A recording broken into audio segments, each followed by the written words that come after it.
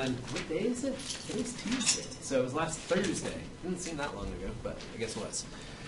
We did one last Thursday just like it, but here's a typed up one. You can look at it and ask if you have questions on it. So, Saul, you want to go over the force problems, cable problems? Might as well do one of each of these, since there's definitely at least one of these on the test. That's a week from, no, not a week. 2 days, 48 hours. 2 days from now. Oh, I'm so excited. Oh, it's going to be fun.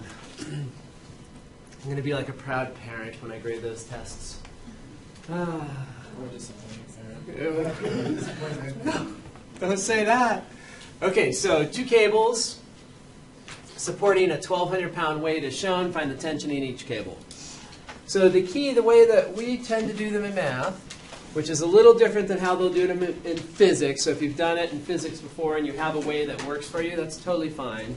The physics approach is going to look at reference triangles and take the 2 ups and the 1 down and set them equal, and then take the 2 horizontals with the reference triangles and set them equal. Totally fine.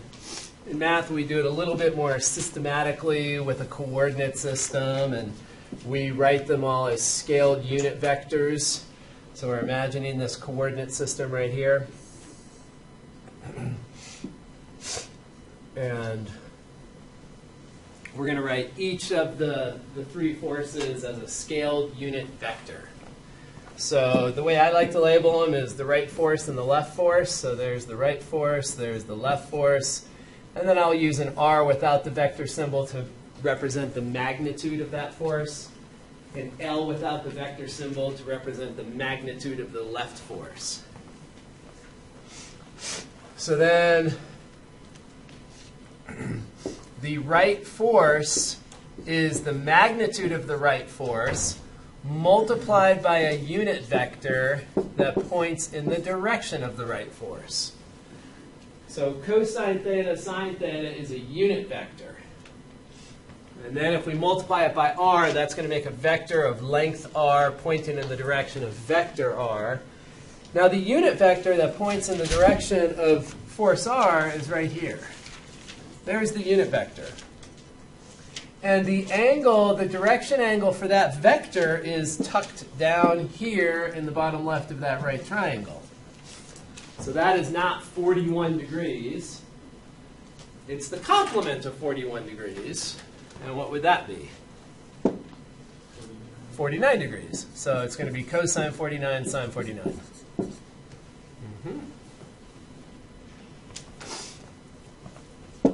And then we have a unit vector pointing in the direction of the L vector, right there.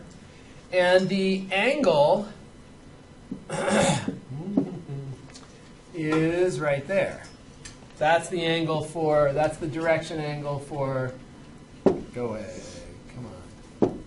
That's the direction angle right in there. Come on, I want to try to get that all the way down there. That's better.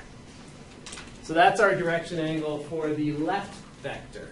Positive x-axis, rotating counterclockwise. Well, the 61 is going to help us. The complement of 61 is 29, so that's this angle down here, 29 degrees. And then we would subtract that from 180 to get the direction of vector L. So 180 minus 29 will give us that.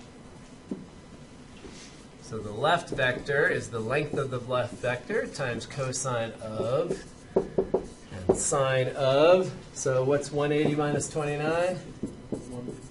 151 degrees. So that's the direction of that one. Any question on setting up those directions?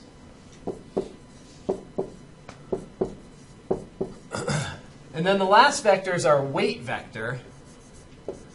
And because it's going straight down, we already know the unit vector in that direction is 0, negative 1. We already know the unit vector, so we don't have to go through this business right here. We could, if we wanted to be consistent, do the exact same thing, cosine 270, sine 270 if we wanted to. But again, we know that's 0, negative 1. So the weight vector is the 1,200 pounds, that's the scalar, times 0, -1. And that gives us our 3 scaled unit vectors. So, for this system to be at equilibrium, they have to all add up and give 0. That's the idea. And when we add vectors, we add corresponding components. So we're going to create a system of equations. One that's representing the x coordinates and one that's representing the y coordinates. So now we have to add up all the x's, come on, and add up the y's. So the x component up here is that times r. The x component here is this times L. And the x component here is 0 times 1,200. So we have to add all those and get 0. So it's r cosine 49 degrees plus L cosine 151 degrees plus 0 equals 0. There's our first equation. Second equation is the sum of the y components being 0. The y components, that times r, that times L, that times 1,200. Those would be the y components. Those also have to add to 0. So when we add those together, we get r sine of 49 plus L sine of 151 plus -1,200 equals 0. So I tend to just throw it over to the right immediately. So that'll be the right-hand side of the equation. So there's our system. And then we're back in algebra. We need to solve a 2-variable system with 2 equations. So we have to figure out the L and the R. The easiest way tends to be elimination.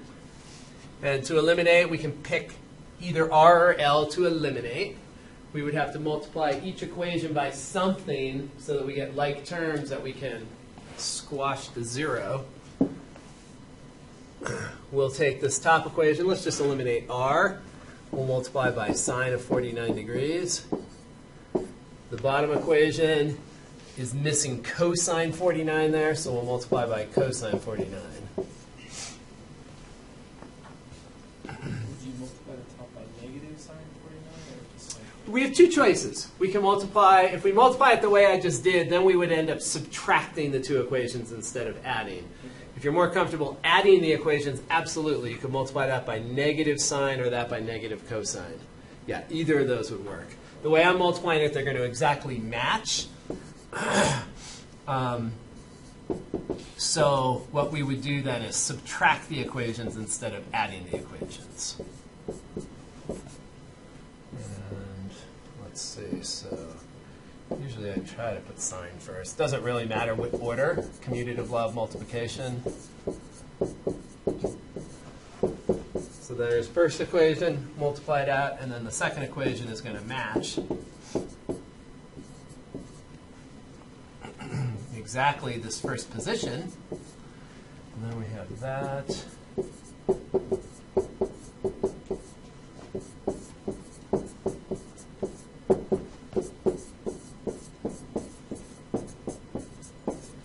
All right, so there are the 2 equations. They now have a first term in each that match.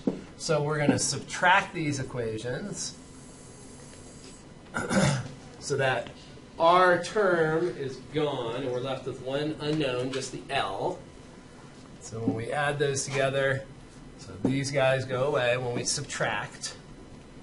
And then the other part, we're going to have L, and we're going to factor out the L. We're going to have this L term from the top equation minus this L term from the second equation. We'll factor the L out, and we'll have L times sine 49 cosine 151 minus sine 151 cosine 49. And we're we're subtracting, so on the right-hand side we'll have minus 1200 cos 49 degrees.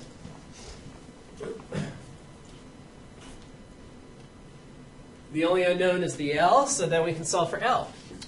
We're going to take the right-hand side and divide it by that huge parenthetical factor. So we'll do minus 1200 cosine 49. Make sure you're in degree mode, of course. Divided by, this whole quantity has to be wrapped up in parentheses. It's in the denominator, that whole denominator. So make sure you put divided by with parentheses. Sine 49, close, cosine 151, close, minus sine 151, close, minus 49. Close the 49, close the denominator, and we get 80, if we round to the nearest unit, 805. 805 pounds is our tension or force on the left cable. Question, Richard?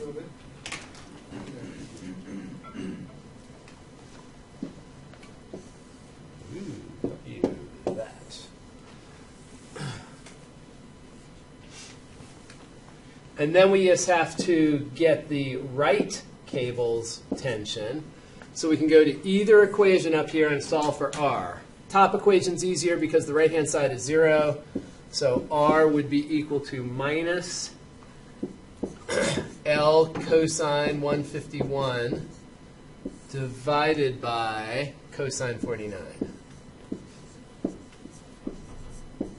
And then we can type that in and get R. Yeah? So when I was doing this problem, I did that. Instead of doing what we just did, just replace the second equation with R. So it would be negative 12 cosine 151 times sine 49 divided by cosine 49 plus sine 151 equal to 122. Here? Yeah. Mm-hmm. Can you do that too? Yeah, you could do that too. You could put this in here. Okay. Yeah, I mean, that's a big. You have to put this divided by that. You could put all that in there. I mean, the easiest thing is to put 805 in right now. I mean, like, as in the first part. Sid, I guess I don't understand that. In the first part up here? Yeah. Well, Oh, I know what you mean. Yeah, if you solve the top equation for L and plug it into the second equation, yeah, that works. that works too? Okay. Yeah, that absolutely works. You'll get the same exact answer unless you make an algebra mistake. You know, it tends to be a little more complicated to do substitution with this, but it absolutely works if you're careful. Absolutely. And then what do we get for R? Did somebody plug that in? So minus 1,073. Thank you. Pounds. So, yeah. So definitely be able to do that for Thursday. Any other questions on that? I just have a quick Yeah, sure. Can you scoot down just a little bit really quick? This way? The other way. Oh, yeah. yeah. I'm sorry. So on the first line, on the x's, Yep. we multiplied it by sine 49. Yep. Uh-huh. And so So we multiply across by sine 49.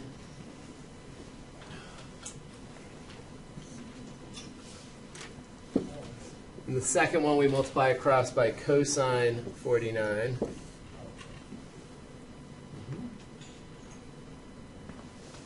that make sense? yeah. Thank you. Any other questions on that one? So that's probably, it's not, I wouldn't call that super hard, but there's a lot of places that you could, make an arithmetic mistake in there. So it's pretty complicated in terms of all the writing. All right, let's do one more of these. Let's do the other type of force problem with a hanging weight. And the key here is that when we write our force diagram, that horizontal piece is pushing. It's not pulling. And we can rewrite the system by, or rewrite our force picture by just moving it over to there. Because we need to have all the initial points lined up so that we can add together and have an equilibrium argument. So the way the image is, that's how it looks. The cable up top is pulling up on this object to keep it at equilibrium, and the boom is pushing to keep it at equilibrium. So when we do our system, we want to move that over so that all three vectors have the same initial point, and then we go from there. So again, let's call this the right vector and the left vector and the weight vector. And the sum of those three has to be 0. So that's all we're doing is adding those three up and getting the 0 vector. Equilibrium. Nothing's moving. All right, well, let's take a look. The way we do this is writing them as scaled unit vectors. Well, these two unit vectors we know. We have 1, 0 and 0, -1. Those two we already know. So those two are simple. The only one we have to do any real thinking about is this third one, the one in the L direction. And the one in the L direction, we look at the 41 right there, and the 41 is simply the supplement of our unit vector direction angle. All right, so let's go ahead and write all three vectors. So vector r will be the length of vector r times cosine 0 sine 0. Well, we already know that's 1, 0. So there's the unit vector in the right direction. And in the left direction, we're going to have the length of the left vector multiplied by cosine and sine of what angle? If that's 141, what's this direction angle there? 139. Yeah, 139 degrees. So that's what goes in here, 139 degrees. And then the weight vector is the magnitude of the weight vector, which is 200. And the unit vector pointing straight down is 0, -1. And then we set up our system. So first we're going to add the x's up. So the first x is r times 1. The second x is L times cosine 139. And the third x is 0. So we have r plus L cosine 139 equals 0. And then for the second equation, we're going to add up the y components. So it's r times 0. So that's easy. L times sine 139, and then 200 times -1. Okay, r times 0, that's 0. And then we have L times sine of 139. And the weight vector, we have a -200 here, so if we move it to the right, it becomes a +200. Conceptually, this one's a little more complicated because you have that abstract notion that the vector can move around, but the system is much easier. All right, you only have one unknown in the second equation, so you can solve for L immediately. L is 200 divided by sine of 139. Somebody type that in your calculator. 305, thank you. And then when we go to solve for r, we're going to solve the top equation for r, which is also easy because there's only a coefficient of 1. So solving for r up there is really great. R is equal to minus L cosine of 139. When we plug that into our calculator, what do we get? 230. Thank you. Look at that.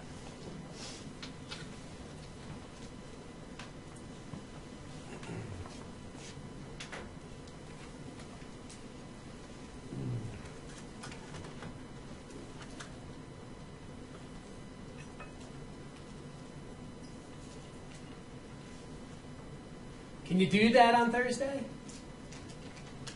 Yeah, you can do it. Definitely practice those, guys.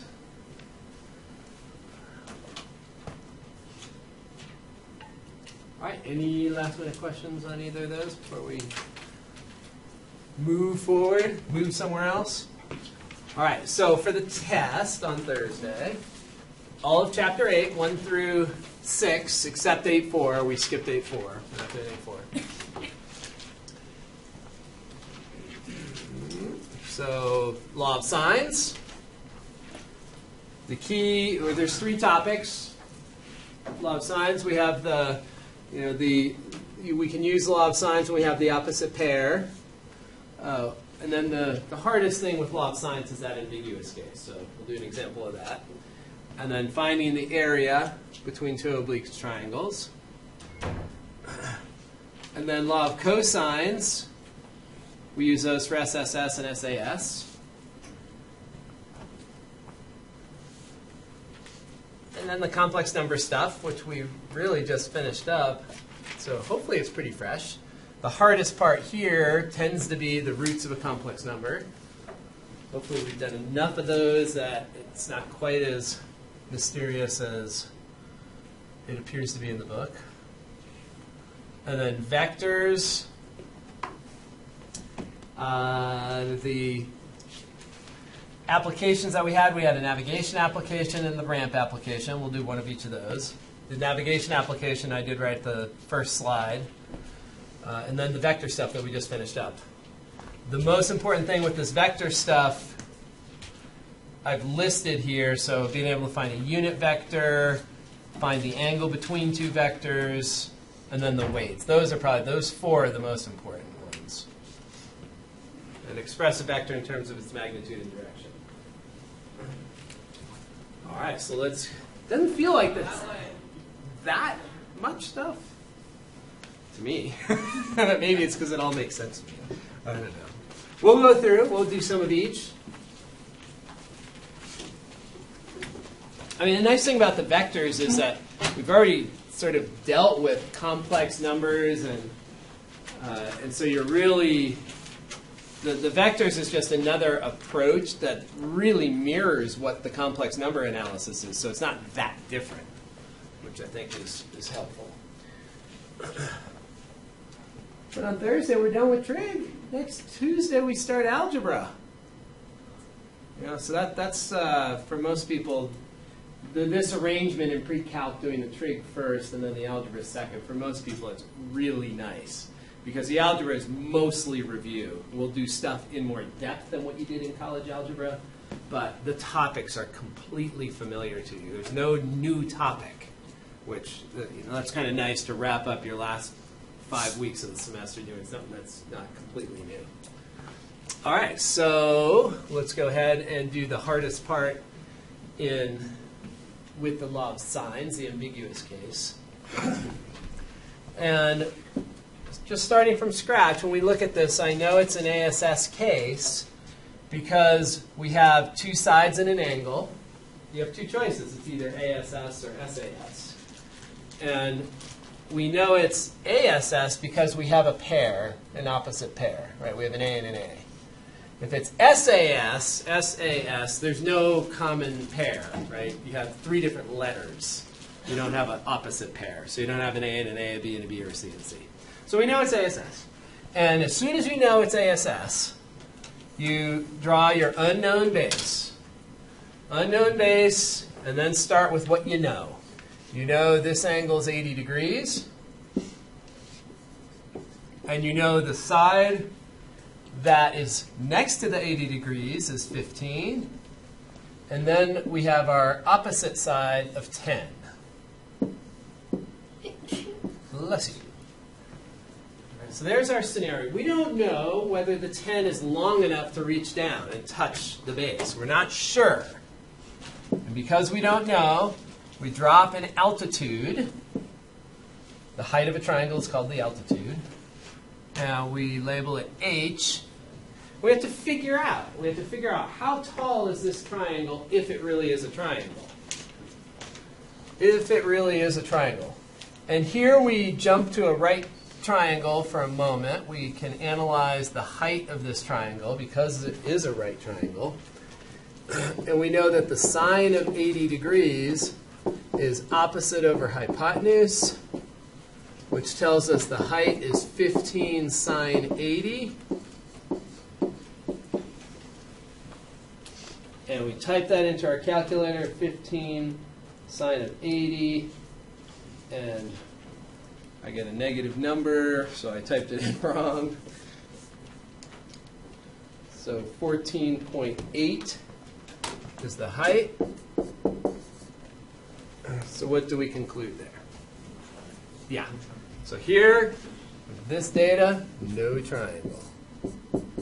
So that's one of the possibilities with the ambiguous case. It's ambiguous. You don't know. You have to test. You have to find out.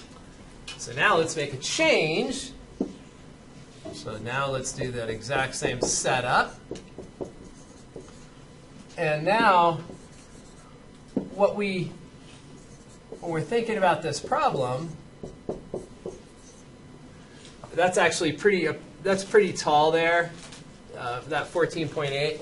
For me to squeeze in a side over here instead of a 10 that would work is going to be a little complicated. So here's what I'm going to do. The change I'm going to make is with this angle. So that angle is so steep that the altitude has to be pretty tall. So let's shrink that angle. Let's shrink that angle down. Let's make that, let's make it 20. We know for sure that, well, I shouldn't say for sure. We'll find out in a second. So let's suppose we do that. So if we change that angle from an 80 to a 20, what happens? Well, we have the same picture, except that that's a 20.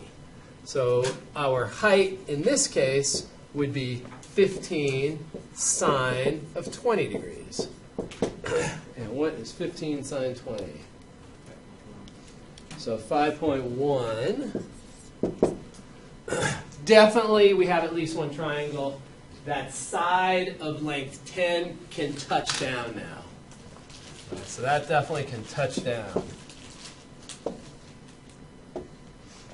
So let's, and do we have one triangle or two triangles? Two triangles? Everyone agree on that?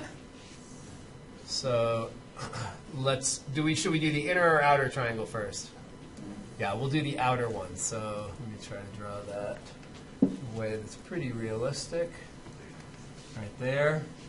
And then we'll label our parts. So this is going to be 20 degrees, 15, 10.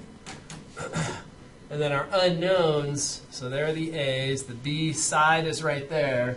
So the B angle is here. And that makes this the C angle and the C side. The C side. And then for the inner triangle, it's going to look more like this. And we'll have a 15, we'll have a 10, we'll have a 20 degrees. And then we'll put stars over here just to distinguish them. Capital C star, little c star, and capital D star. So this is the inner triangle. And this is the outer triangle. So we start with the outer. There's only one unknown to solve for. We have no choice. The only choice, I just said we had no choice. The only unknown we can solve for is B. So sine of B divided by 15 will equal sine of 20 divided by 10. And that allows us to solve for B. And did anyone get it yet? 31. Thank you. 31. So we're going to round it to the nearest unit because the other two sides are rounded to the nearest unit. 31. And that's, what am I saying? The other angle is rounded to the nearest degree, so we round that to the nearest degree. I called it a side. That's an angle. And then angle C can be found really easily using a difference property, 180 minus 31 minus 20. So angle C is going to be 180 minus 51, which I think is 129. I added right.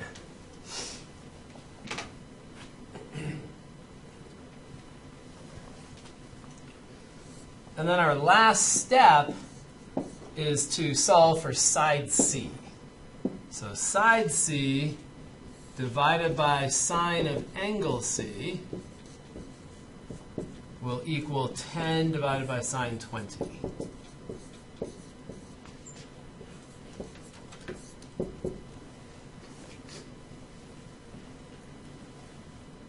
And what do we get for side C?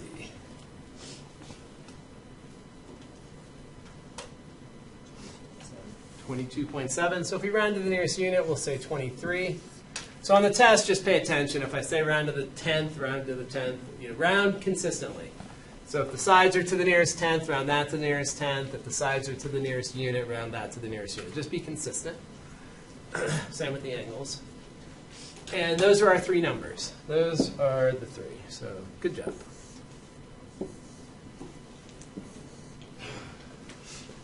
And then we're going to jump over to the inner triangle.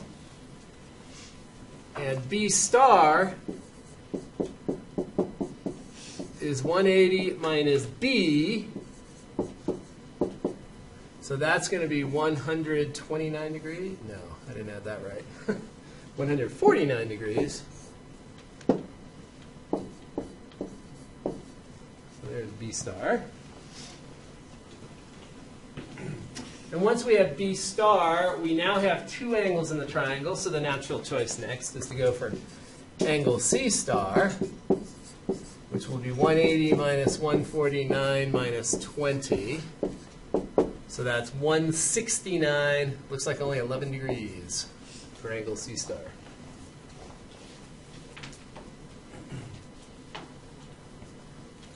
And then we go for side C, little c, with a star.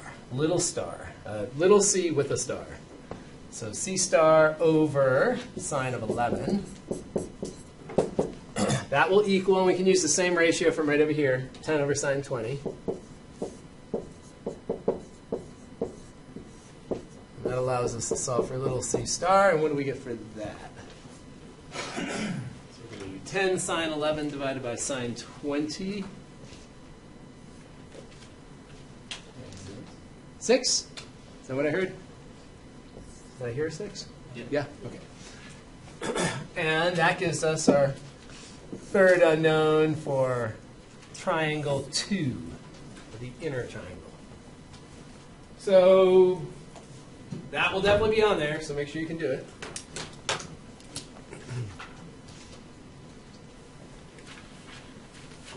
All right, let's go to 8.2.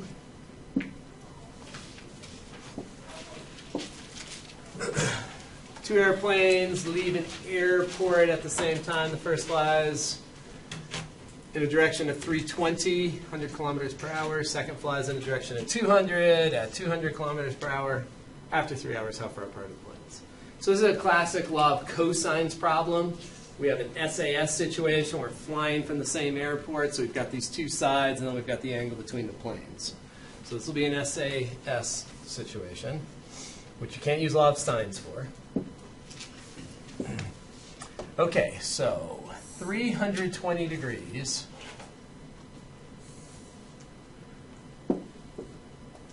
When we have a navigation problem, they just give us degrees. It's from the positive y-axis going clockwise. So not a standard angle where it's counterclockwise from the positive x. Clockwise from the positive y. Clockwise from the North Pole. So 320 is that angle right there. 320 goes all the way around, so it's 50 degrees past 270. So it'll be right there. So the reference angle will be 50 degrees here. Okay. And it's flying, and we're curious about how far apart they are after 3 hours. And this first plane is flying at 150 kilometers per hour. So we're going to think of this vector length as 3 times 150, which is 450. So that's how long we're going to think that vector is, 450. kilometers. Second plane flies at a direction of 200. So again, we're going from the positive y-axis and we're going down. So second, 200. So 180 would be straight down, so it's a little more than 180. 20 degrees more than 180. So this vector, this angle right here is 20 if we wanted to put that. The more important angle is this one though. 70 away, yes, exactly. 70 right there. So it's 70 plus 20. So that's 200 minus the 20, 70. Yeah. Okay. And then how long is that vector to be? 600. So just to make it look a little more realistic, let's lengthen that a tiny bit. So that's 600. And that's it. The setup on that's not too crazy. It's not like that one with the island and the freighter. This one's a lot simpler. And that's the side we're looking for. That's the question. How far apart are these? Let's call it C. So law of cosines would tell us that C squared is equal to 600 squared plus 450 squared minus 2 times 600 times 450 times the cosine, not sine, law of cosines, cosine of the angle opposite side C, which is 120 degrees. So we just type all that in our calculator and take the square root. So make sure you take the square root at the end. Usually it's pretty obvious because your number is so crazy looking if you don't take the square root. So make sure you can type all this in properly.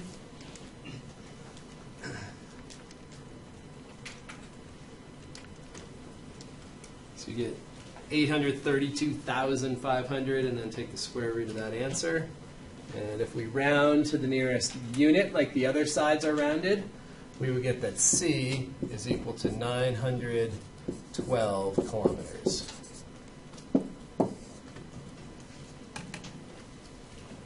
So SAS type of law of cosines. It's the easier of the two, easier than SSS usually.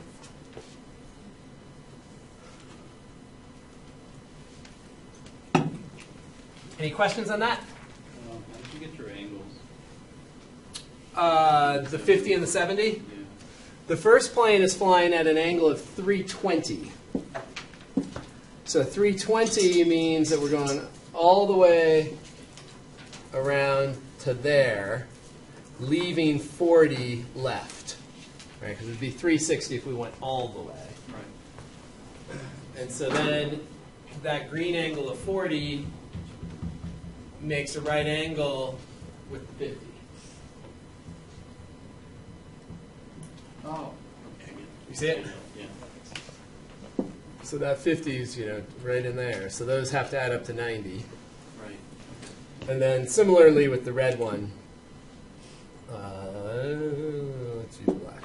So the other one flies at 200 degrees. 200 degrees is right there.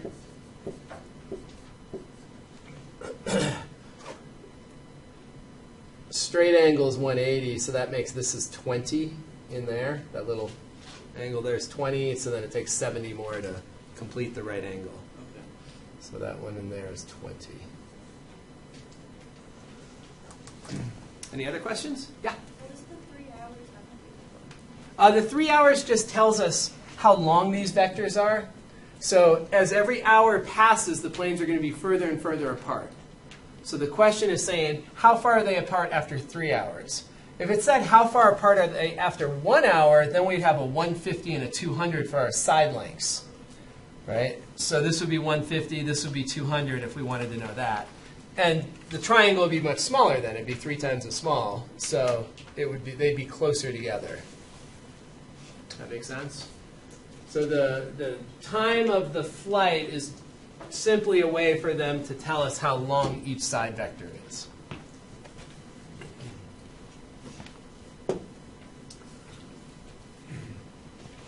All right, please. Oh, whoops. Oh, right there, okay. So, good grief. So any other questions with that? Do we want to do a law of cosines with side, side, side? Or is that straightforward enough? We can come back and do that. If anyone feels uncomfortable and want to see a side, side, side one, we should have plenty of time to do it. We'll go through the ones I have up here first. Okay, power of a complex number. If you love foiling, repeated distribution, you could absolutely write negative root 3 plus I down 5 times and just start being a foiling ninja if you want to spend your time foiling 5 binomials together. You could. But one of the nice things about the theorem that we saw in this section, Demois' theorem allows us to change this complex number into polar form and raise it to a power very easily. So that's one of the really nice things about Demois' theorem. So Demois' theorem says convert the complex base, that's the base of an exponential expression there, convert that base to polar, to trigonometric form.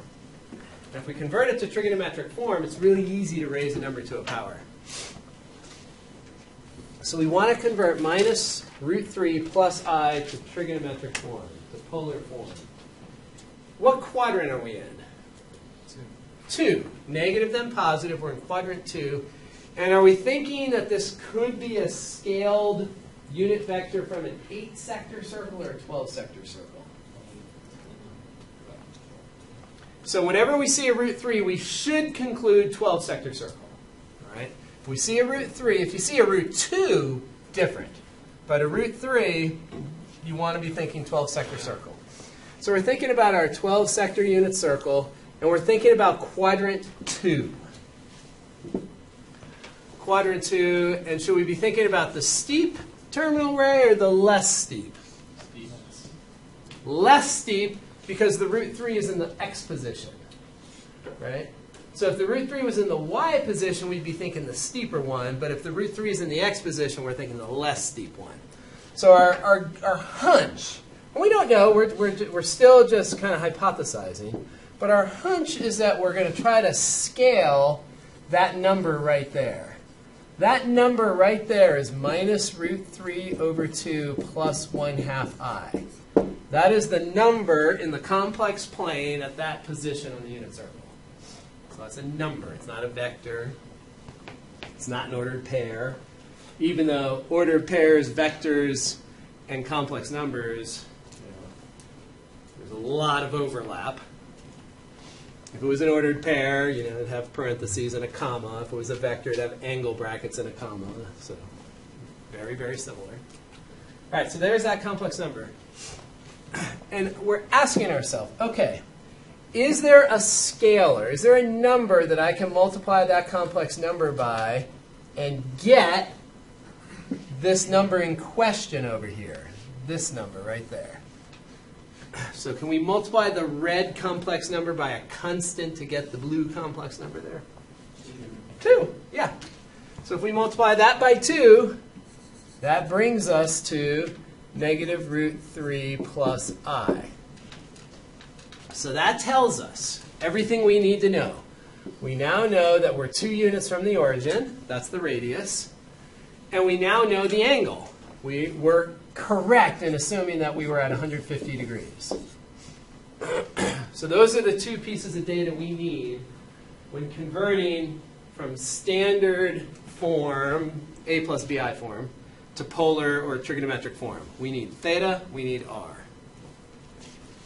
We've got it now. So this tells us that 2 CIS 150 degrees raised to the 5th power. So we converted the A plus BI number to a number in trigonometric form. So that's just the complex number in trigonometric form.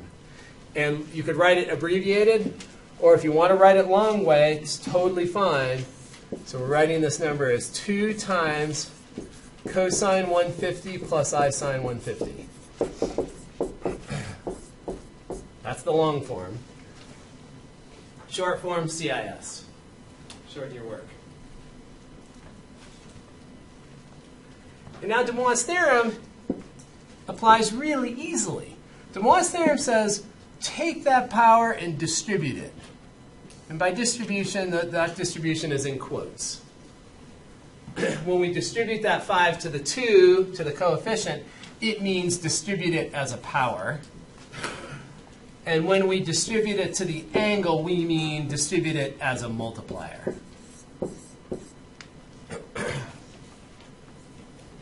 So that's what De Moivre's theorem gives us.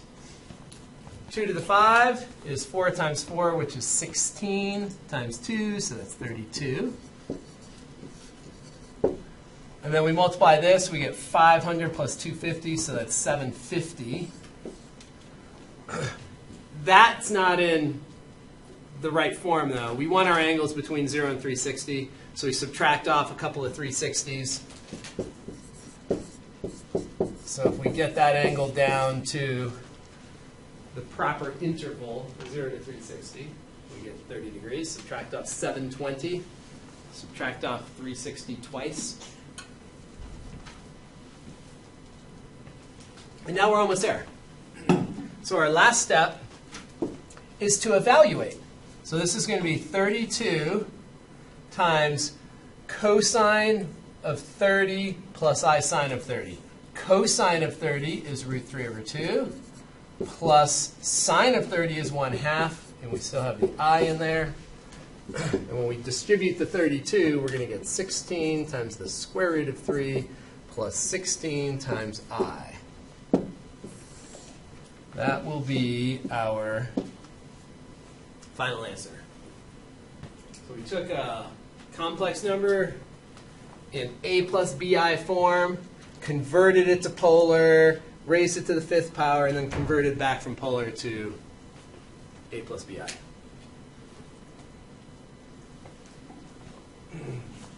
So that's the basic application of De Moivre's theorem.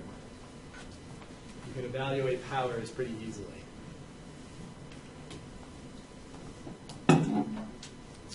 So any one of the steps up there you're not sure about?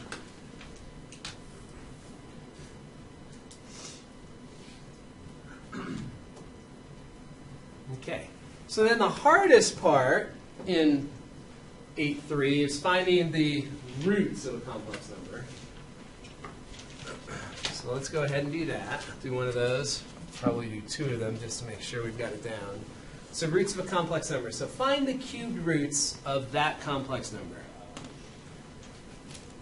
So the process I've sort of laid out is first write down an equation that has the roots that you're looking for. So what would that equation be? What would be the corresponding equation that would find the cubed roots of this? Z cubed equals that number. Yep, nothing too complicated. We're just going to write an equation down that is a cubic because we're finding the cubed roots. And then the second step that I follow is identify to yourself how many solutions and how far apart those solutions are. How many solutions do we have here? 3 solutions. And how far apart are they? 120 degrees apart. Any question on how to get the 120? Okay, so if we're evenly spaced, 3 answers evenly spaced on a circle, circle is 360 degrees, so we have to parse it into 120 degree sectors. Third step is we've got to take that complex number on the right side of our equation, and we need to convert it to polar. We need it to convert it to trigonometric form. So we need to figure out an R value, and we need to figure out, well, R, CIS, we need to figure out R and theta. Those are the 2 pieces to the polar form of a complex number, to the trigonometric form.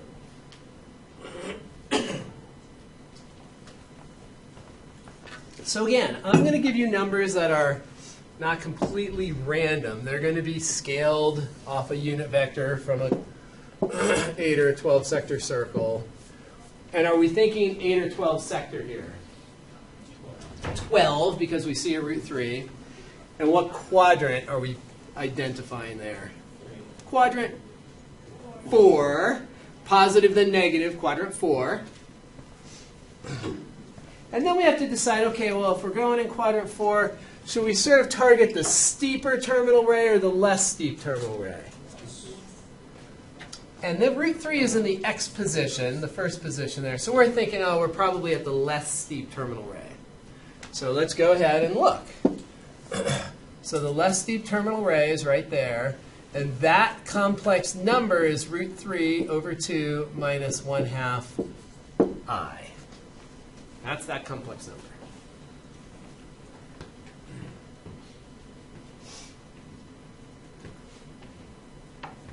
All right, so that's our hope. Our hope is that that's the one we're trying, that we're in the right place. And so then we ask ourselves, can I multiply that number by a scalar and get to the base, to get to the right-hand side over here? So let's see. So it's out there somewhere if we're right. I hear a 4. So let's check. So if we multiply that by 4, yeah, we end up with 2 root 3 minus 2i, if that's a 4. Everyone agree? Multiply that by 4, you cancel a 2. Multiply the half by 4, cancel a 2. So that gives it to us. So that tells us that our radius is 4. And our angle is 300 degrees. So those are the two things we needed. We needed an R. 330, thank you. Yes, 330. 300 would be the less steep terminal ray. Yeah. 360 minus 30. 330. Thank you.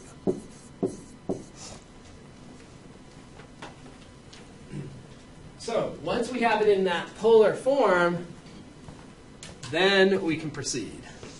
Any questions on converting to that polar form? So you need R, you need theta. Alrighty, so our next step, we know there's 3 solutions. The book would call it Z0, Z1, Z2. I call it Z1, Z2, Z3. I like to count by starting with 1. If you want to count starting by 0, totally fine. Totally fine. I will count starting with 1. Z sub 1. And the way that we generate this first solution is to use de Moivre's theorem with a fractional exponent. And so we look up at our equation, and our instinct, what we want to do is take the third root of the right-hand side. So let's do it. Let's take the third root of the right-hand side once we've written it in polar form.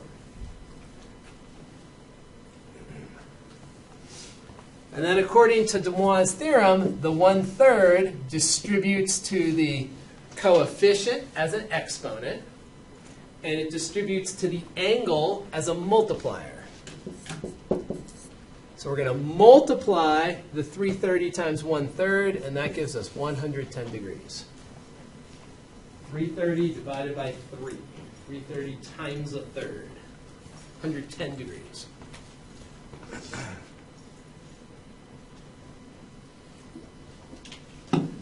Okay. Now we can convert this. I'll ask you to convert it back to standard form and to round to 2 decimal places or something. So if we want to round that to 2 decimal places, we need to type into our calculator. We need to figure out what 4 to the 1/3 is. And 4 to the 1/3 is, whoops, I have an error there. Oh, I have 2 sets of parentheses. Or 2. All right, 4 to the 1/3. You get a fraction, 1.5874. So I think the easiest thing to do is to store that. If you're getting good with your calculator, store it into a letter. So I'm just going to store it in, I'm going to put mine in a letter called A. All right, so now we have to do 4 to the 1/3 times cosine of 110. So multiply by cosine 110 degrees. And if we round to 2 decimal places, that's going to be minus 0.54. And then we have to do sine of 110. So I'm going to take that stored value, I'm going to recall it with the recall button, and then multiply it by sine of 110.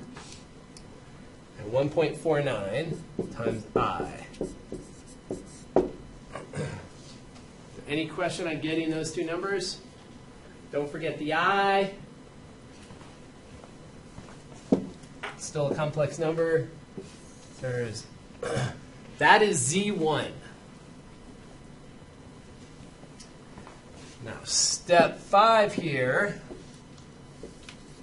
we can find the other two. So we're going to take our polar form right here of the first solution, and we're going to just add our angle difference to that. We said that the difference between angles, between complex numbers, is 120 degrees. So we know that this one is going to be 4 to the 1/3. Let's see, add 120 and we get 230. And for this one we get 4 to the 1/3, CIS. Add 120 and we get 350.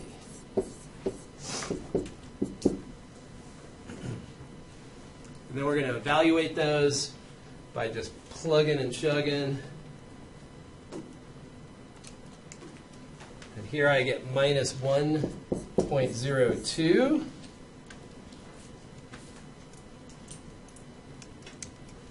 And then minus 1.22i.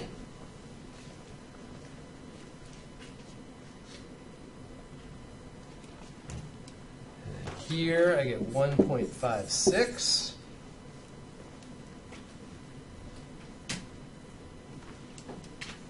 Minus 0.28i, rounding to the nearest hundredth. And those would be our three answers.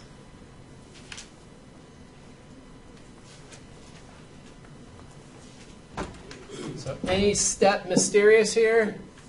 So to there we added 120, and then to there we added 120.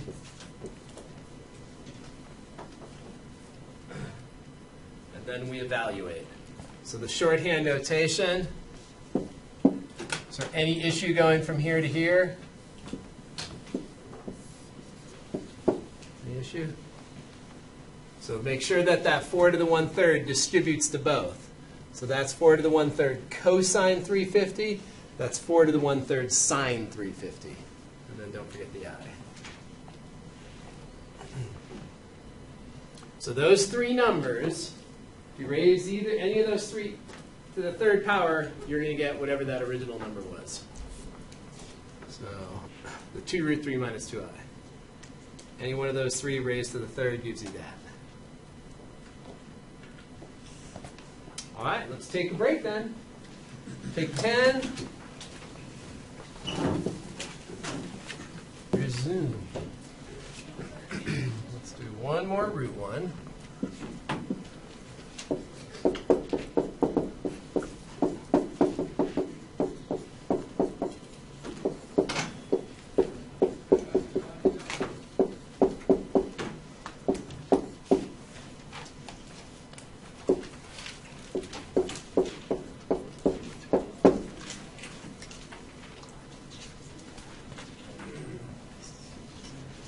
Start working on that one. Find the fourth roots. It'd be so cool if everybody got this one right on the test.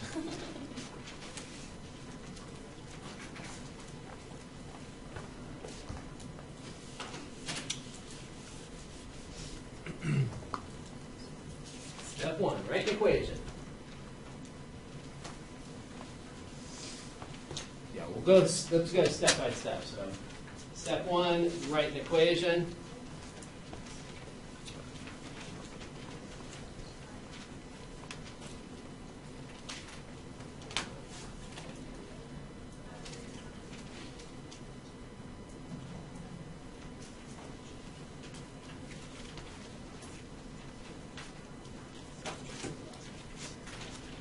The equation needs to just simply be a power of z equals that number. So our first step is z to the fourth, since we're looking for fourth roots, equals negative 4 minus 4i. So there's our equation.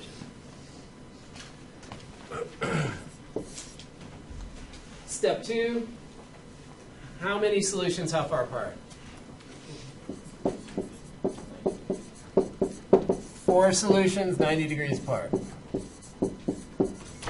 All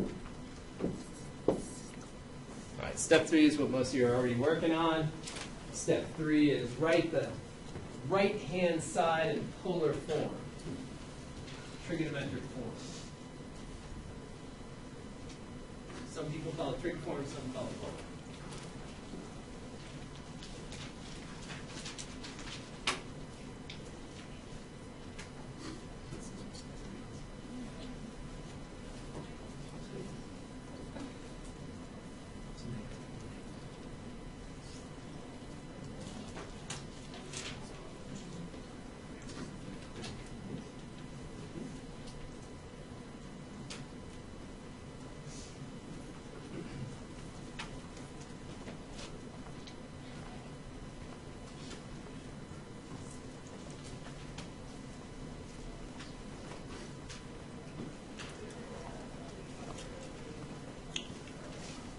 Okay, so let's go to quadrant 3.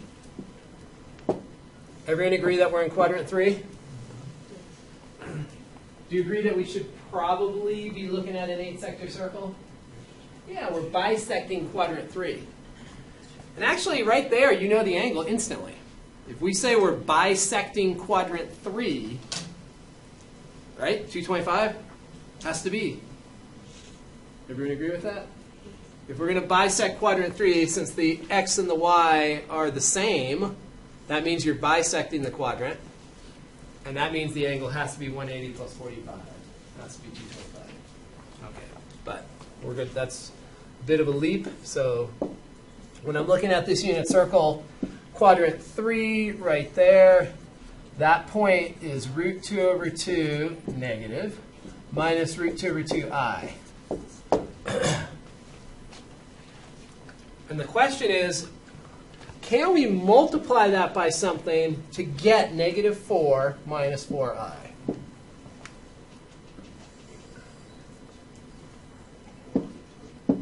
And the answer is, yeah, 4 root 2.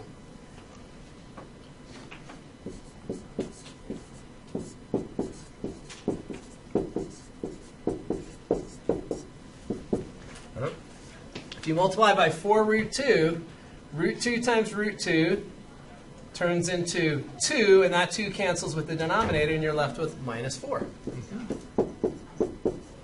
Yeah. So this radius is 4 square root of 2. And the angle, like I said, and like many of you noticed pretty quickly, 225. All right. So we took our right-hand side, and we've now written it as 4 root 2 CIS 225.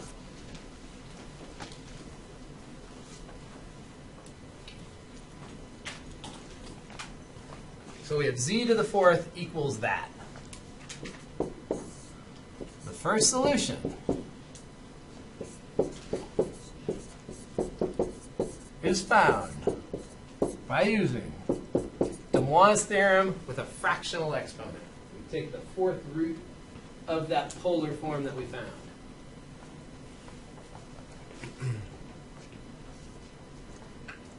All right, so this is going to get definitely calculator intense.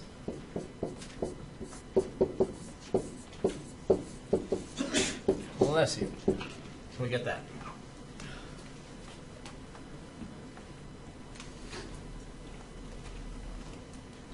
Now, since we're going to use a calculator for this, I wouldn't even bother trying to simplify that. Just leave it, plug it into the calculator.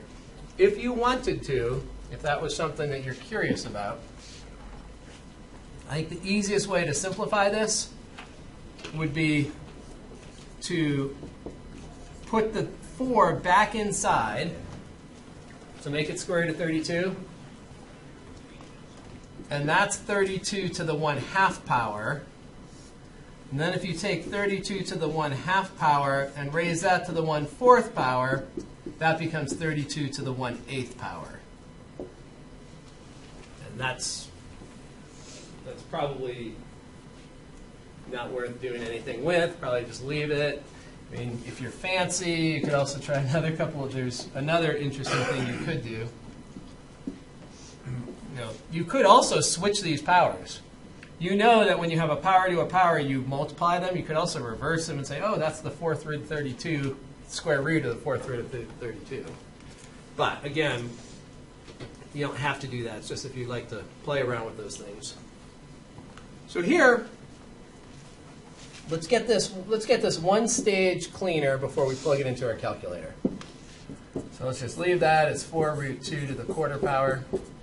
CIS. We divide that by 4. What do we get? 56.25. Say that again. 56.25. Thank you. Okay, so we get that. Now we're going to plug it into our calculator to get the approximation. So let's make sure you get this, because that's tricky to enter. So I'm entering left parenthesis, 4 square root 2, close the square root parenthesis, close the 4, and now I'm going to raise it. And if you put it in a fractional exponent, make sure you put that in parentheses, 1 divided by 4. 1 divided by 4 is also 0.25. It's a lot easier on these calculators. You can eliminate a set of parentheses if you just, as your exponent, put 0.25. So that's about 1.5422. I'm going to store it. Then we multiply it by cosine of 56.25. And you should be getting 0.86.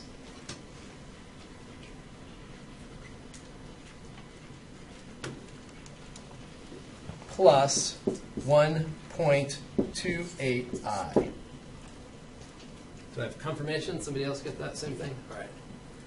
Okay, so there's Z1 back into A plus BI form, standard form. Now our last step, let's find the other solutions. First in trigonometric form.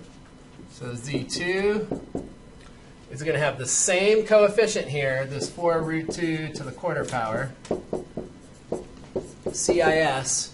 We have to add 90 to this. So we're going to end up with 146.25.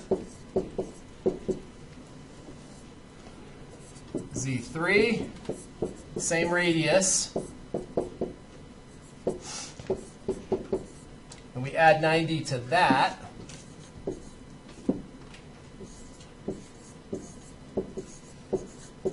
And we get 236.25. And then our last solution, Z4, same radius. We add 90 to that. We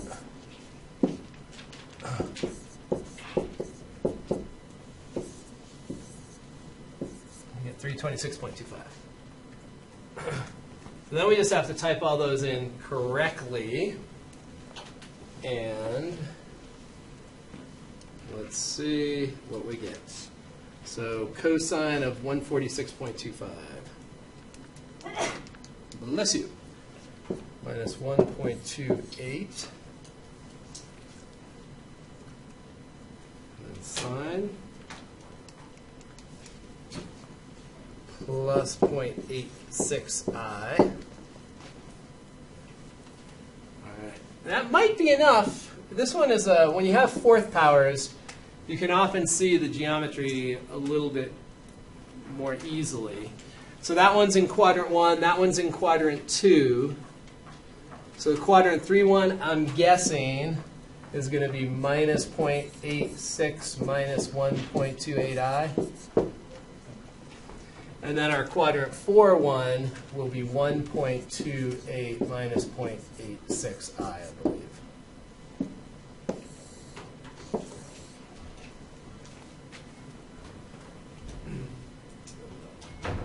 Pretty good? All right. Goal. Everybody get it right on Thursday.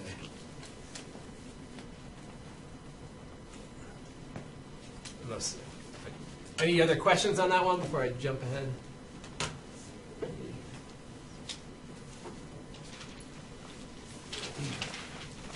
Okay, so the multiplication and division in trigonometric form in this section. We multiply, if we're doing multiplication, we multiply the coefficients and add the angles. Now one thing I notice here is that there's a negative in front there. That can't be. When we write the trigonometric form of a complex number, that coefficient's positive. It's telling us how far from the origin we are. So let's take away that little mistake. Can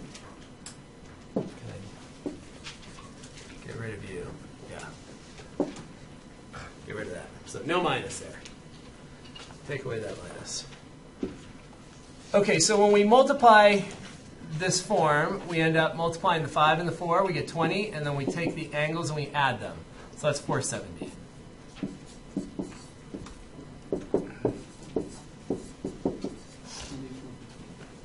That angle is bigger than 360. That's outside of our interval. We want our interval to be 0 to 360, so we subtract off 360 here. 450. Oh, 470. Thank you. Some form of craziness. 450. And then we subtract off 360, and we get 90. All right, so that's the number in trigonometric form. If we wanted to convert it back, this would be 20 cosine of 90 plus I sine of 90. Converting it back, cosine of 90 is 0. Sine of 90 is 1, so converting back, we would get 20i. And it just, on the test, it just depends on what you're asked to do. If it says leave your final answer in trig form, you would have just left it like this. If it says convert back to standard a plus bi form, you would do that. Depends. Division. Division, we divide the coefficients. And instead of adding the angle, instead of adding the angles, we subtract the angles. So this would be 120 minus 30.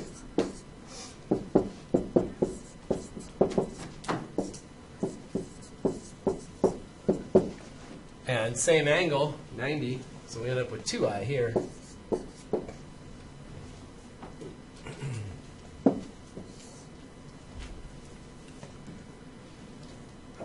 Let's do one more division just to make sure it's clear that if your angle is not between 0 and 360, if we reverse this, if we did 4 CIS 30 divided by 8 CIS 120,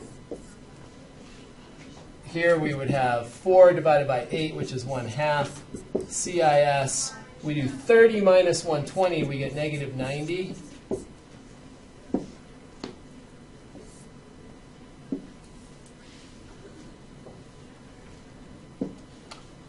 And then what's our next step? So we have negative 90. That's not in our interval, 0 to 360. So we add 90. We add 360, so we end up with that. So if it said leave it in trig form or polar form, you would do that. And if you wanted to go back to a plus bi, cosine of 270 is 0. Sine of 270 is minus 1. So we'd end up with minus 1/2 I.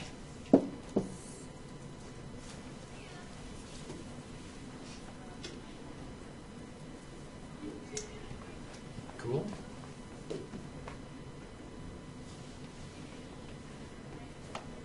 All right, let's do navigation problems. All right, you guys try to draw that. That's always the hardest part, drawing the picture. So see if you can draw that properly.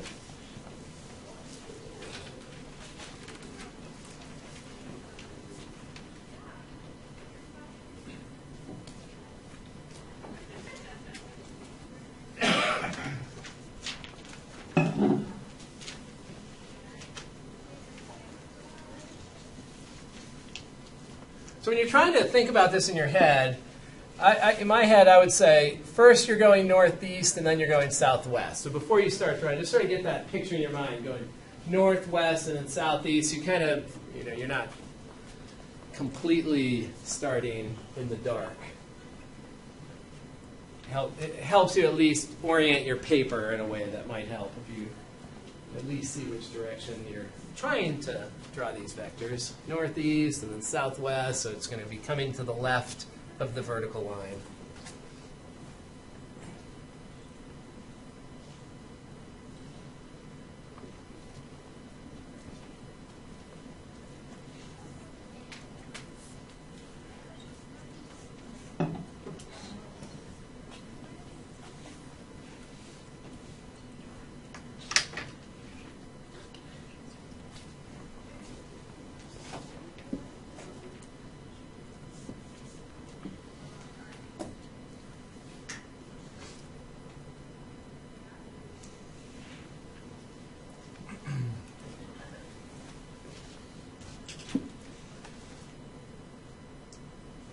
Oh, did I say northwest? It's northeast, and then southwest. So it should be like that, right? Northeast. Northeast.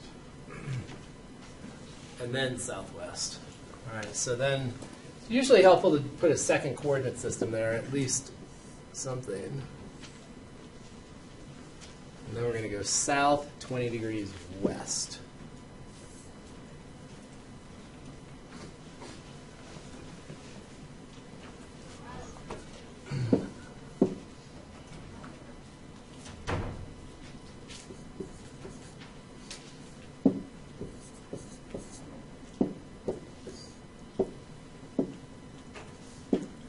All right, so everybody get that roughly? Northeast and then southwest. All right, so our angles, the angles outside of the triangle don't matter so much. So with this first one, it says north 80 east. We know that's 80. I'd be more inclined to label this angle in here. That's going to be more useful. And then south 20 degrees west. This angle in here is 20 degrees. There's not much we can do about that at the moment, but we know that that's 20 degrees right in there.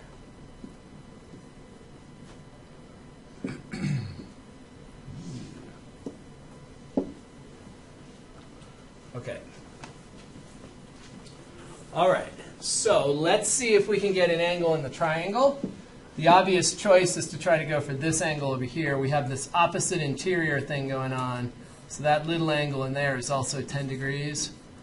So that means that we have 30 degrees outside of the triangle in this quadrant. So if 30 degrees is outside, 60 must be inside.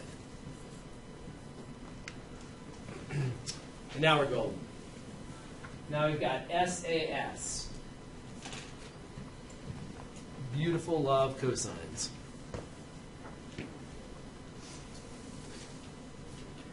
So the question says, how far is the ship from the starting point and in what direction? So law of cosines, let's call this side over here C. So then C squared will be 120 squared plus 200 squared minus 2 times 120 times 200 times cosine of 60 degrees. Type all that in and solve for C. Did anyone already get to that? Yeah? Say it once again. 174? So C, 174, and our units are miles or nautical miles. Doesn't matter, you can just put miles.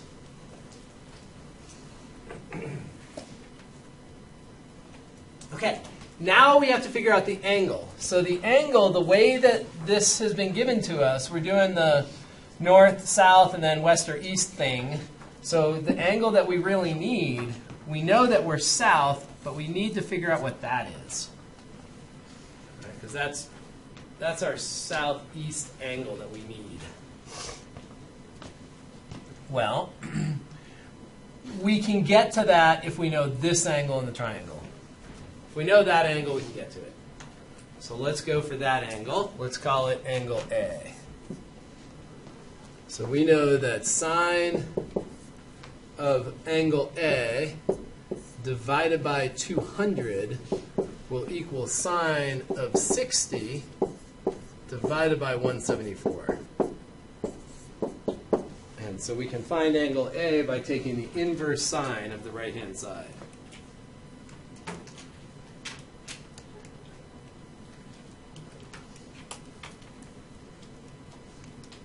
So we get 84.5 degrees. Let's just make it 85 degrees. And I'm going to call this angle I'm looking for over here alpha. Okay, so angle A, if we subtract off 10 degrees from angle A, we're going to get this. So that is 75 degrees. So then we say that angle alpha is going to be 90 minus 75, which is 15. So then our angle conclusion for direction is going to be south 15 degrees to the east.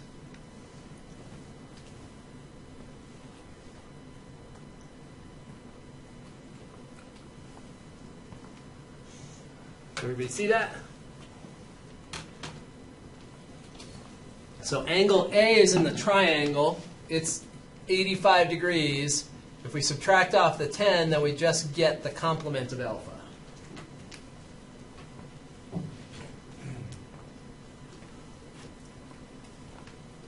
So those are our answers. South 15 degrees east, 174 miles. Make sense? Any questions? All right, let's do a block problem.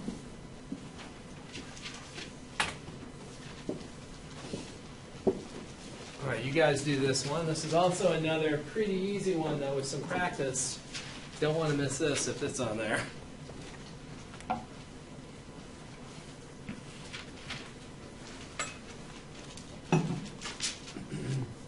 This is one of the ones that, if you get in the habit of drawing the picture the same way every time, you know, whether you like your incline to the right or your incline to the left, whatever, do it the same way every time, and it will help.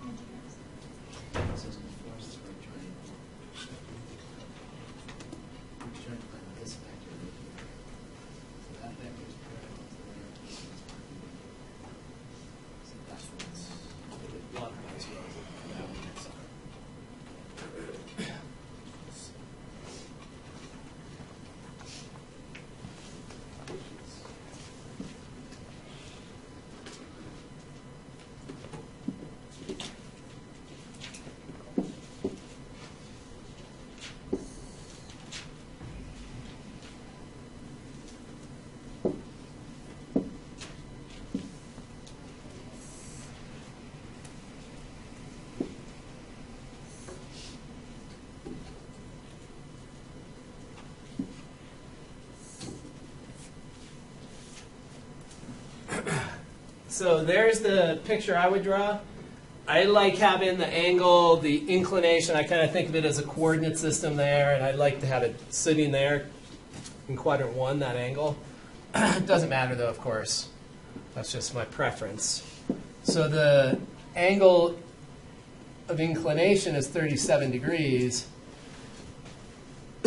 And the piece that we have to remember is that 37 is complementary to this angle up here, which means this angle down here is also 37.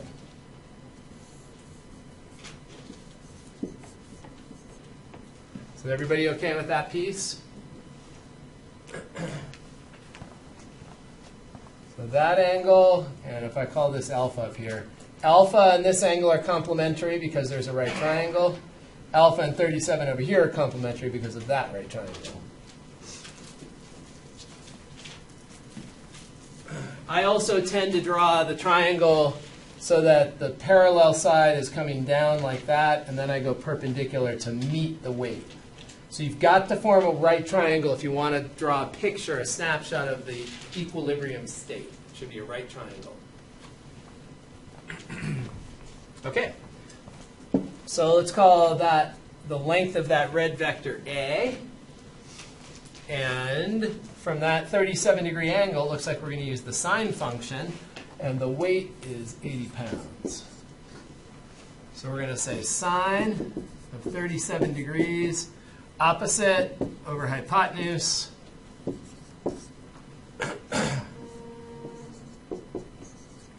So we get 80 times sine of 37. Type that into our calculator and 36.4. So 36.4 pounds. So that's the force that has to be applied to this crazy block of ice. If on the test we can immediately just get to that A equals 80 sine 37 without having to show anything, is that going to... That's fine. Yeah. Yeah. If you've done enough of them that it's totally obvious to you. Now, if it says draw the picture,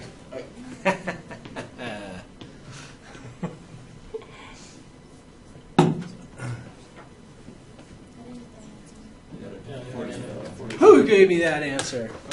Oh, let's see. Oh, I switched the 37 and the 80. Sorry. That's all right. So 48 point something, 48 and change. So 48 pounds.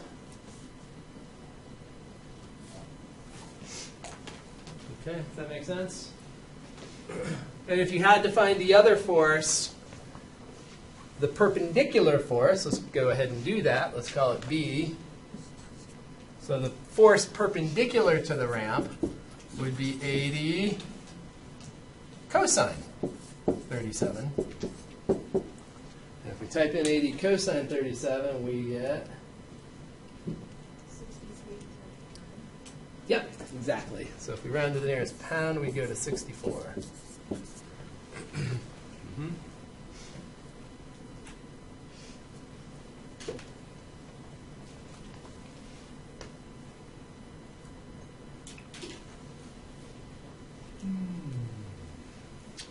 All right, that's a good application to know well. Then we've got a couple more of these. So we already did a couple at the beginning. I don't know if we want to do another one. It's totally up to you guys. Or we can do other stuff. Let's do, I want you guys to do one of these because the only way you get the system, you have to develop a process for yourself to solve that crazy system efficiently. So let's do one more of these. So you guys work on this one. And let's call the vectors right and left so it's obvious where we are. So this is the right vector, that's the left vector, and then we have the weight vector. See if you can solve that system. Well, I guess first let's see if you can set up the system. You want to write them as scaled unit vectors.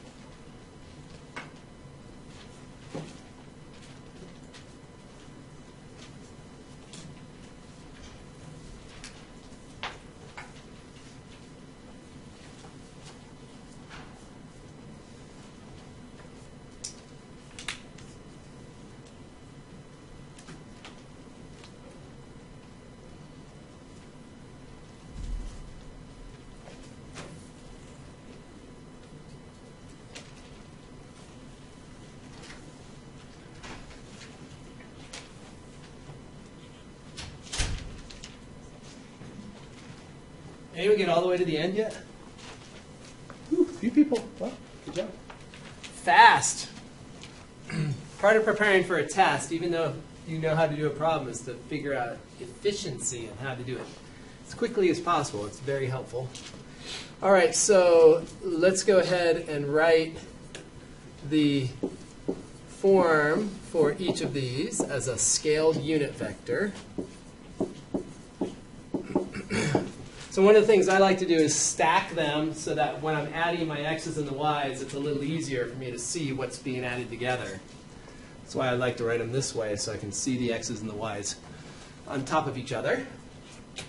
What's the reference? What's the angle for? What's the direction angle for vector r? 60. Good. 60. And what's the direction vector for vector L?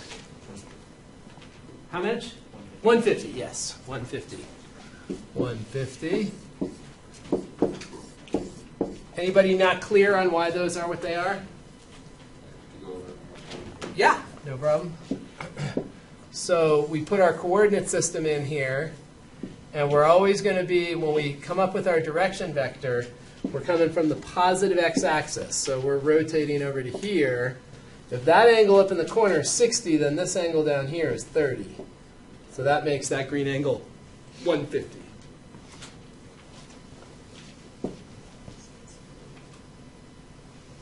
Okay, and then the weight vector, it weighs 1,000 pounds, and the unit vector is 0, -1.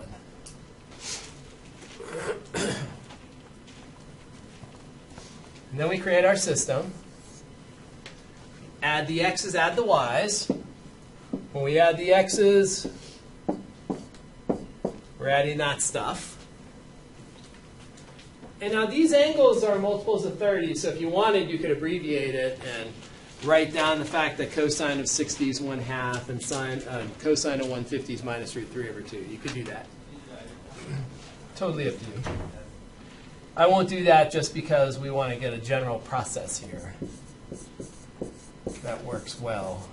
So r cosine 60 plus L cosine 150 plus 0 equals 0. And then we go to the right vectors. So we're going to do, or the y, I should say, the right-hand component. So we're going to do r sine 60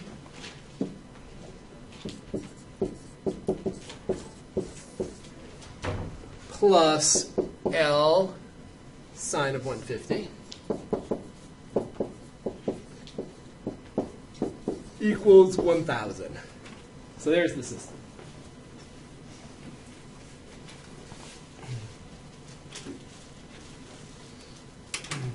Let me know if you have any issue getting to that point. So here is where we're going to rewrite the system so that we can eliminate a variable, or we could use substitution. Substitution works totally fine too. Should we do it substitution this time, or? I mean, I think elimination's faster, so let's just stick with elimination.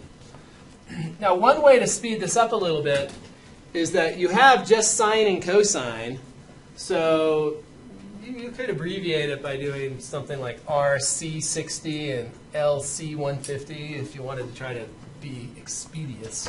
You could do that. So now we have to multiply the top by sine 60 and the bottom by cosine 60. So we're going to have R multiplying by sine 60, cosine 60 plus L sine 60, cosine 150 equals 0. Multiply the bottom by cosine 60.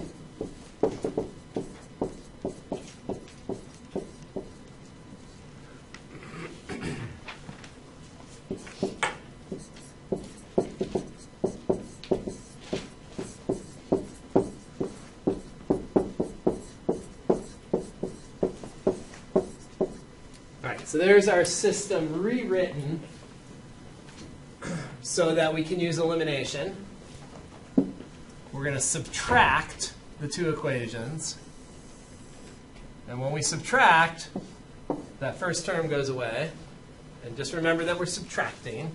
So we do L times this minus L times that. We factor out the L, so it's going to be L sine 60 cosine of 150 minus sine 150 cosine 60 equals that.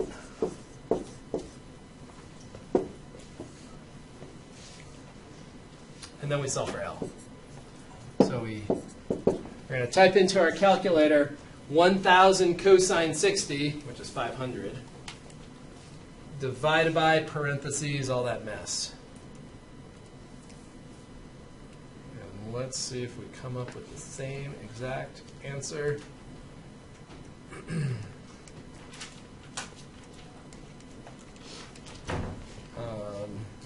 What did you guys get?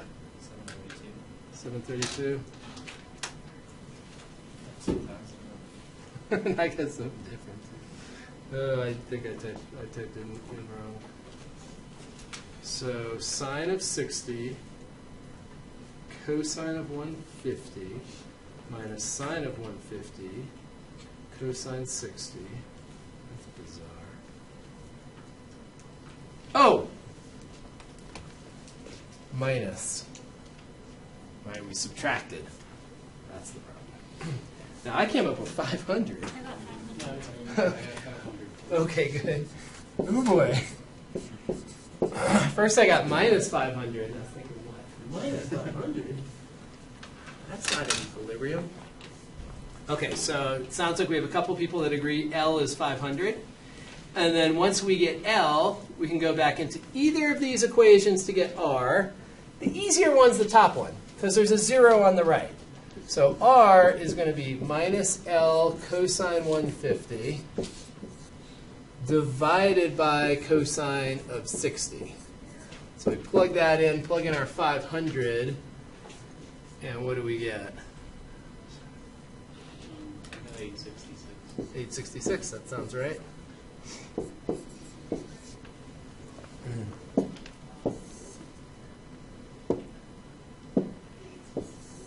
Ah, yikes.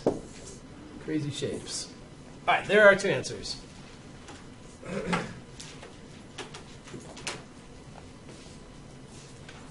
Okay.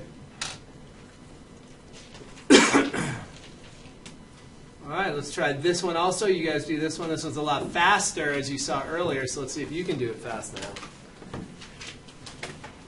The nice thing about this one we saw was that the second equation typically has one variable only, which we like.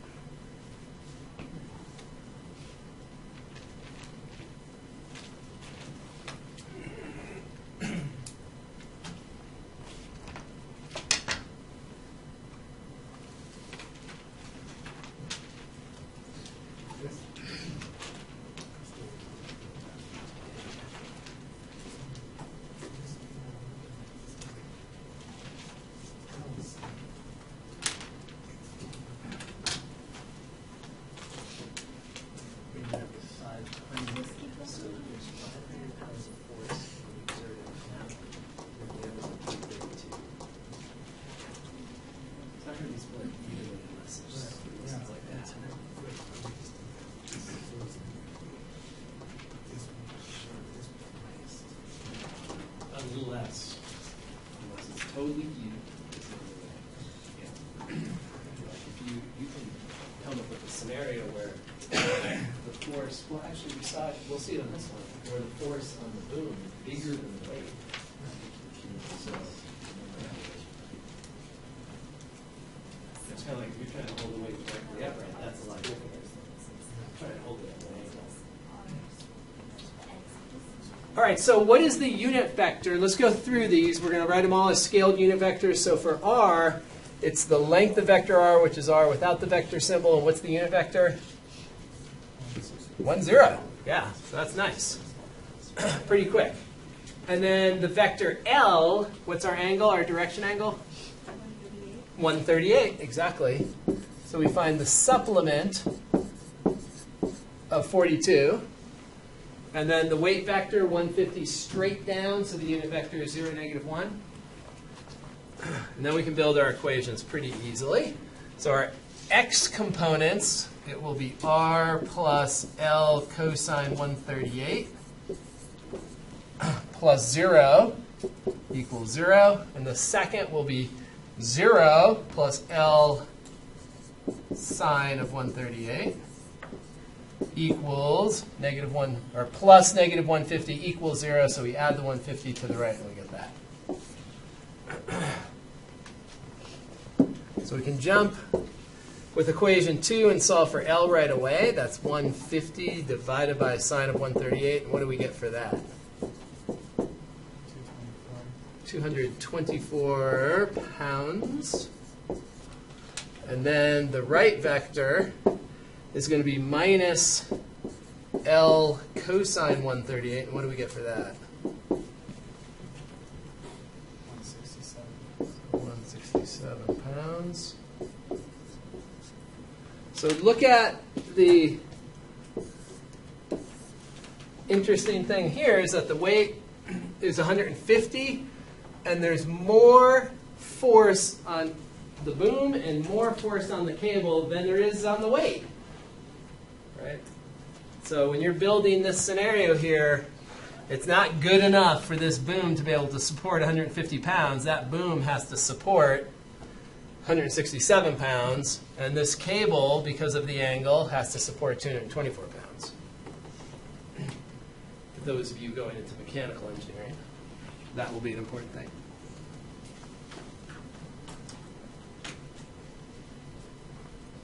Okay, any questions on that? Pretty straightforward. Totally straightforward. At this moment, it feels straightforward. Will it feel straightforward in 48 hours? Okay, one thing that we didn't cover yet that I listed was area. I want to make sure that you can do this. So if we have an oblique triangle, some sort of oblique triangle, let's first suppose that we have the SAS situation. So let's suppose that's 31. Let's suppose this is 56. Let's suppose that angle is 25 degrees. So SAS. And the question is, what is the area of this? And they have a whole new formula for us to remember. Or we can go back and just use the formula that we've known since grade school, many of us, half the base times the height, right, for a triangle. Half base height. Remembering a brand new formula is something I tend to discourage. Why remember a brand new formula when you already have one that works perfectly fine? The new formula is just a consequence of the old formula. The old formula hasn't changed. The new formula, the new way, and I've used it enough that I do remember it. It's 1/2 the product of the sides times the angle in between. So that's supposed to be a capital C. So if you remember it, that's totally fine. So we would do, just do all that stuff. Multiply that all together. Get what you get. Now, the old way would be to say, hey, we don't know the altitude of this triangle. There's the altitude right there. So the altitude of the triangle, it doesn't have to be in the triangle, right? The height of the triangle can be, the altitude can be outside the triangle. That's the natural altitude right there. Obviously, if you wanted to turn this, you could find different altitudes. And altitude is just a line that goes from a vertex perpendicularly to the opposite side. So that's the altitude from here down. The altitude here, if you were going to use this altitude, whoops, I want to move that. Altitude from this would drop there perpendicularly. Altitude from here would have to drop from there, would be out here, so that it's perpendicular to the opposite side. All right. The natural choice, of course, is just to do that. That's what we usually do. And label it height. We then say this angle down here we're calling angle C. What is sine of C?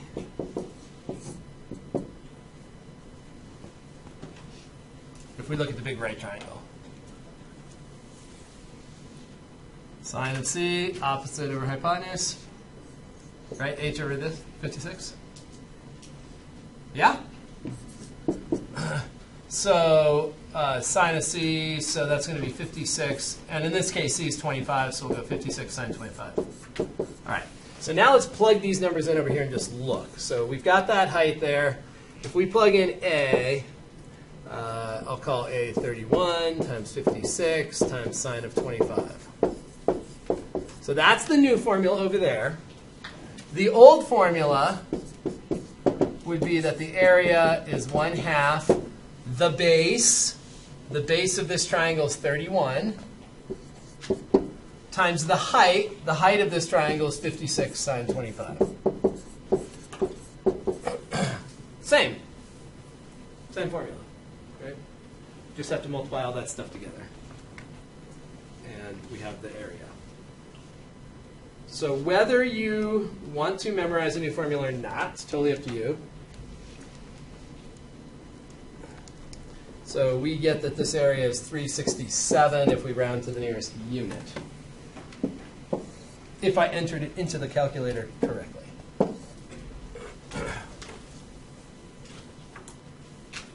Anyone not follow any of the arguments up here, how that works, how these two formulas are the same? So all they did for this oblique triangle was replace what we normally would call height with in this case, B sine C.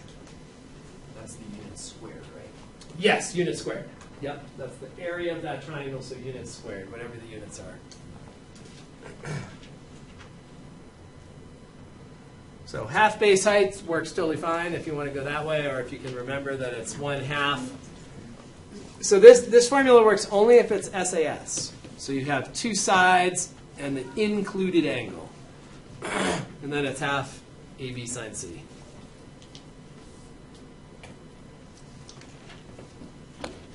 All right, let's go back to slide 1 and just see where we should focus our attention on, I guess, slide 3 or 4, or whatever the slide. That slide.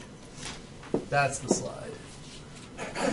Okay, so law of sines. We did law of sines for the ambiguous case. We just did area. If I ask you for area, it will be SAS. It's not going to be SSS. If you have an SSS, if you knew the three sides, there's a special formula called Heron's formula, which do not memorize that. Don't need it. I'm not going to ask you about it. Involves something called a semi-perimeter. I'm not going to ask you about it. But if you did have an SSS, what could you do to get back to the SAS case? Law of cosines. Yeah, law of cosines. And when we do law of cosines, my recommendation always is solve for the biggest side, or the biggest angle, because inverse cosine can find an obtuse angle. So if you did have SSS and you were asked to find area, turn it into an SAS by finding one of the angles. No need to remember another formula. No need. No need. Okay, law of cosines. We have not done one for an SSS triangle today, I don't think. So let's do that. And then we did that, we did that, we did that, we did that.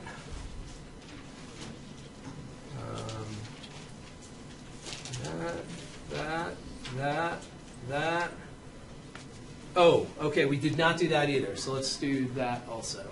All right, so let's go to the end.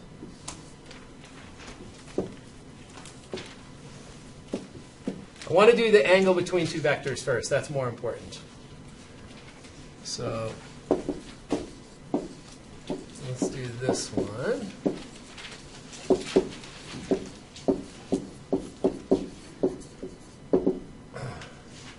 So let's suppose we have two vectors. We want to find the angle between them, and we're given the vectors in component form. So let's suppose that's 5, 1. Let's suppose that's 2, 4. So we've got two vectors. We want to find the angle in between them. So here you absolutely need a formula. And the formula that we use is this. So this formula, definitely have this formula down. So that formula tells us how we find the angle between two vectors. And one recommendation, or one thing I pointed out, was that you could actually think of this as two unit vectors if you want. This absolutely works too. If you take the dot product of two unit vectors, you get the cosine of the angle in between them. So u over length u, v over length v, those are now unit vectors. All right, so to evaluate this, we first find the dot product between the two. Dot product, we multiply corresponding components and then add. So 10 plus 4, dot product here is 14. The magnitude of vector u. I'm calling this one u, calling this one v. So magnitude, square root some squares. So for u, that's square root of 4 plus 16, which is square root 20.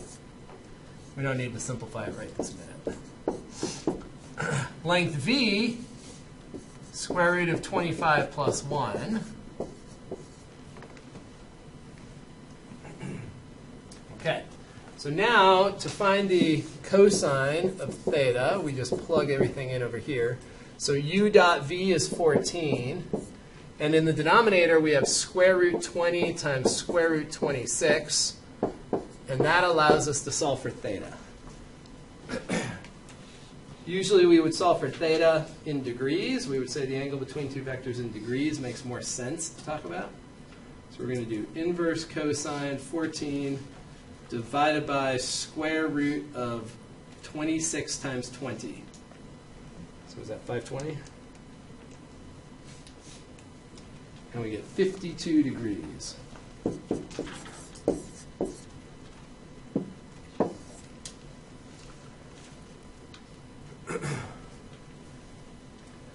What happens if the dot product is negative? So here the dot product was positive. We ended up with an acute angle. If the dot product is negative, we end up with obtuse angle. Inverse cosine of a negative. Inverse cosine of a negative, top half unit circle, so we're in quadrant 2, so we're dealing with an obtuse angle. What if the dot product is 0? Yeah, exactly. Dot product is 0, perpendicular vectors. All right. What were we going to do? We were going to do an SSS. Yeah, we only have 1 minute left. I don't think we can finish an SSS on there. If you're not sure how to do it, shoot me an email and I can send you a quick message back doing an SSS for you. But other than that, we covered everything. So there is no reason that grading shouldn't be an absolute delight this week. No reason. Can you show me how to put down my Yep, absolutely. So let me just hit